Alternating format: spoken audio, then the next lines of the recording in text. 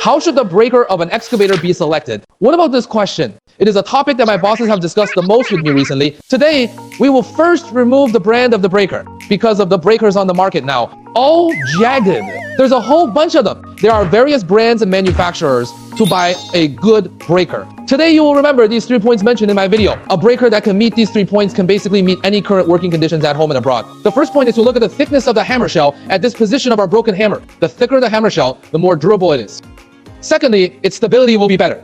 What about stability? It is when the hammer shell thickens, the overall weight of the hammer increases. When you carry out precision strikes and smaller crushing, you can be more coordinated when the excavator is pressed down, more stable. Like the 4 or 5 hammers and 5 or 3 hammers on the market. Now, and 6 or 8 hammers. The thickness of the regular hammer shell is generally 8 or 10 thicknesses, and we are currently thickening the hammer shell thickness of these hammers to 12.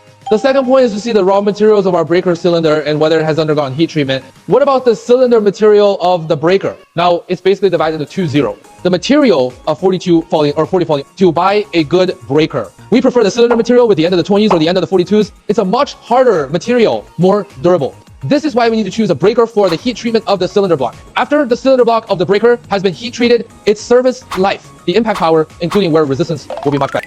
The third point is the quality assurance of the breaker. A qualified breaker manufacturer, he must be able to give you this quality assurance book, which is clearly written in black on a white background. So when you buy the breaker, you don't need to listen to any manufacturer. This breaker will give you quality assurance for half a year or 1 year or 2 years. Be sure to ask him if he has this quality assurance book when this quality assurance book is in our own hands. This is a time when we can best ensure our own rights and interests.